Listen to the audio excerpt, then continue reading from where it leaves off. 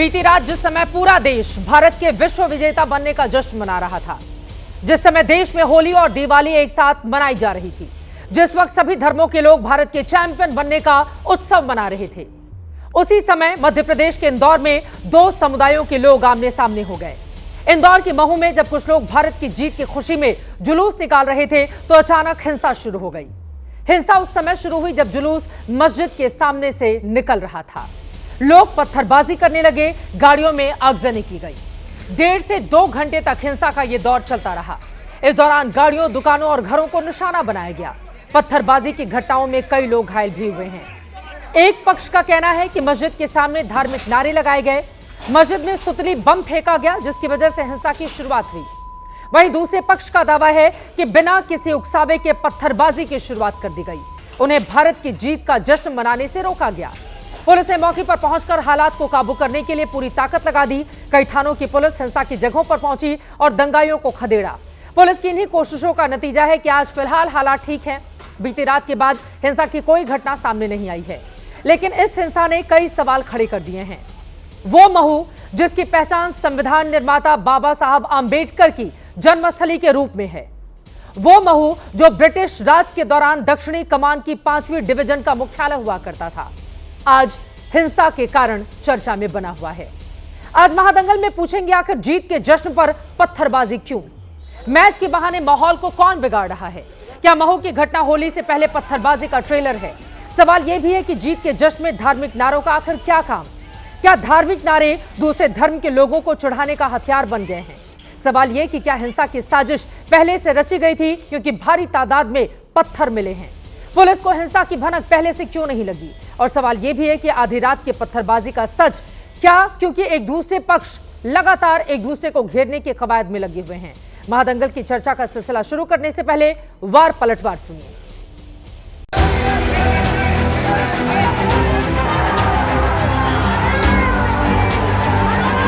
तेरह लोगों को इसमें गिरफ्तार भी किया गया है। कुछ लोगों के खिलाफ हम लोग रास्ता की भी कार्रवाई करेंगे। अन्य भी FIR इसमें लॉन्च होने की संभावना है। मुझे तो ये देशद्रोहिता का ही परिचय दिखती है। भारत के जश्न पर सब बच्चे यहाँ तिरंगा लेकर अपना जश्न मना रहे थे। अल्पसंख्यक समाज के भयंकर पथराव और ये सुनियोजित षड्यंत्र था। नमाज से फारिग होकर निकल ही रहे थे तो किसी ने बम अंदर की तरफ फेंका। सुतली बम था वो और सारे लोग पैनिक हो गए। इस तरह वो बात बढ़ती चली। जब आप अपने बेटा बेटी की शादी करते हो तो आतिशबाजी करते हो, तो भारत जीतता है तो उसकी आतिशबाजी से नफरत क्यों करते हो? और अगर तुम्हें इन पटाखों से नफरत है तो डॉक्टर मोहन यादव की सरकार के डंडे के पटाखे खाने पड़ेंगे। कुछ उपद्रवी लोग हैं जो भारत में रहते हैं लेकिन भारत को हराना चाहते हैं, भारत की जीत नहीं देखना चाहते हैं, तो उन लोगों का इलाज होगा। मध्य प्रदेश सरकार पक्का इन लोगों को दे कड़ी आपराधिक नियम में उनको पनिश करना चाहिए। न्यूजीलैंड वर्सेस इंडिया मैच के बाद जो विक्ट्री प्रोसेशंस हो रहे थे उसमें पटाखे की बात को लेकर दोनों समुदाय में कुछ विवाद हुआ, जिसको लेकर पत्थरबाजी भी हुई। अराउंड 13 लोगों को अरेस्ट कर लिया गया है। CCTV फुटेजेस पुलिस के पास उपलब्ध हैं, उन लोगों को चेक कर रही है कौन लोगों ने कल शांति भंग करने की कोशिश की है और उन पर पुलिस सख्त कार्रवाई करेगी।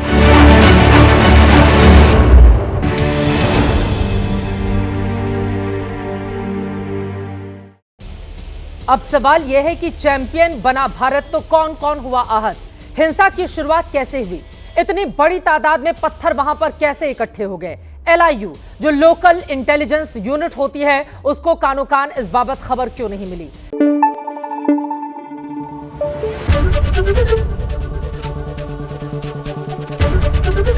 ABP न्यूज आपको रखे आगे।